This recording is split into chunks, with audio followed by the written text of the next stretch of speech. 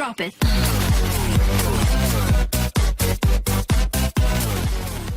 C'est parce qu'elle entend des choses, mais c'est parce qu'elle quand on la voit. Non, pas comme ça. Elle couine, mais là, aboyer, c'est soit pour prévenir, soit pour s'amuser comme ça, quoi. Elle couine, alors. Parce que là, la voix, c'est bien. Elle a gardé la maison. Les 2 premiers jours, elle a et puis là, C'est ce que c'est, hein. Dans le Vaudet, ça fait. Il a fait pour le garage et la porte. Quoi comme moto? Oui, une grosse truc là. c'est Comme bordel. Mais je tombais cet après-midi, Ils sont j'arrivais à l'entendre à la télé. Il roule pas avec.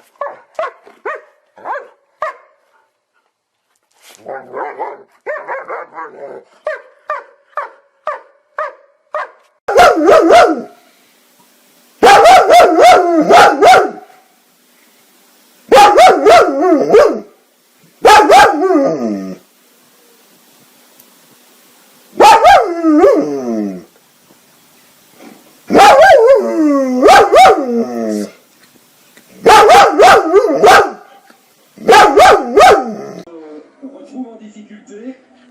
Il est 10e, mais ce sera terminé pour lui. Donc, C'est rigolo pas. peut-être en cours. C'est rigolo. C'est rigolo. Les derniers instants. Regarde pas. C'est rigolo. Le top 10. Hamilton, 1:30, 870. Il a encore Ouais, c'est rigolo. C'est sa rigolo. dernière tentative, Lewis Hamilton. Bianchi 12, c'est terminé. Pour Bianchi. Regarde pas. Hülkenberg termine 5e pour l'instant. Qualifié, Vergne qui va. C'est rigolo. Il devrait se retrouver également dans le top 10. Hop. Hop. 8e pour Vergne et 5e pour Kivat. Le bon résultat également. Button lui est remonté en 4e position. Regarde pas. Grosjean va-t-il C'est rigolo, parvenir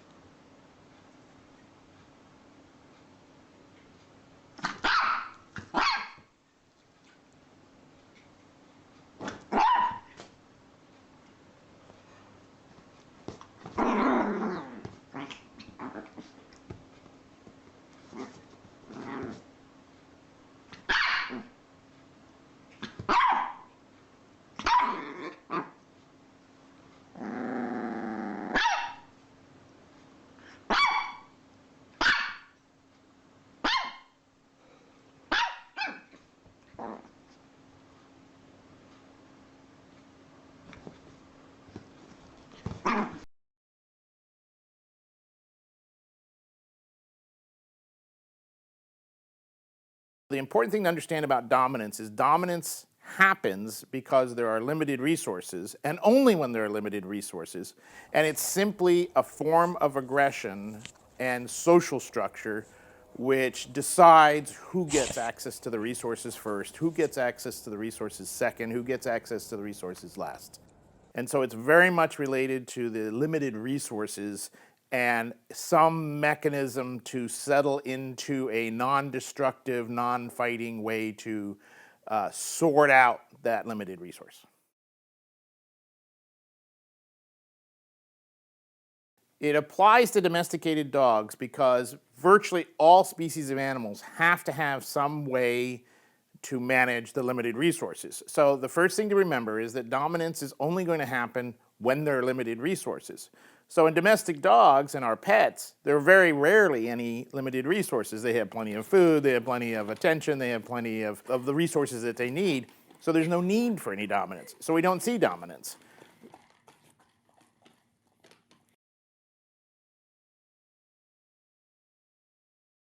There are a few breeds of dogs which still have very strong sense of social structure, limited resources, dominance, and so on. And in very rare occasions, some members of those breeds may actually get into a dominant situation over what they perceive as limited resources with humans. And in fact, most likely it's going to be with members of their social pack. And so it's where I tend to see it in my clinical cases is most likely with owners. But this behavior is very rare, very, very, very unusual. So I can't say it doesn't happen, that dogs try to dominate a human, particularly an owner, but it certainly is a very rare kind of behavior. There is one group of breeds that have been described by the geneticists as what's called the ancient breeds. And those members, the breeds that are part of that group, basically are indistinguishable from wolves in their genetics. And so they tend to be very wolf-like. They tend to be more aggressive. They tend to be very, very powerful hunters. They tend to have a much stronger dominance hierarchy and therefore dominance issues. So when we see dominance issues, which are very rare as behavior issues in dogs, but when we do see dominance issues, either between two dogs or between a dog and an owner, it tends to be in one of those ancient breeds. Understanding need to exert dominance and social structure over limited resources is only found in a few breeds of dogs. Many breeds of dogs, that behavior has been bred out of them completely. Dominance tends to be, social structure tends to be not very important to any of the terriers, which is where the pit bulls and a lot of the bully breeds are. Another very clearly defined genetic group are the mastiffs, where some of those breeds are located. And again, it's very rare or virtually unknown to have dominance behavior issues with those groups. It's pretty much reserved to these ancient breeds and a couple of other breeds. Hovering over him, interfering, alpha rolling them over on their back and so on is never a good idea. They're not expressing dominance towards the human, they're expressing dominance towards another dog most often. Any kind of an action taken by the human is going to be completely misinterpreted by the dog. It's going to be interpreted as an attack. Hey, I'm over here dealing with this other dog and some limited resource of some kind, and all of a sudden you attack me. And so that's never a good thing for the relationship between humans and dogs. The hovering over, the alpha rolling are not dominant signals. They're not part of dominance aggression. Wolves don't do them. Wild dogs do not do them. So again, it's the wrong individual expressing dominance, trying to control the situation, and then that wrong individual is doing it the wrong way. And so it's even more likely to be simply interpreted as an attack by a human, and that results in all sorts of other issues and problems and relationship issues and so on. So it's most definitely not a good idea. Probably 80% of the cases of aggression that I see in dogs has to do with anxiety. Anxiety is the major aggression problem in dogs, and the one that we have to work on the most to fix. We need to research it. We need to find solutions to it. People need to recognize it better.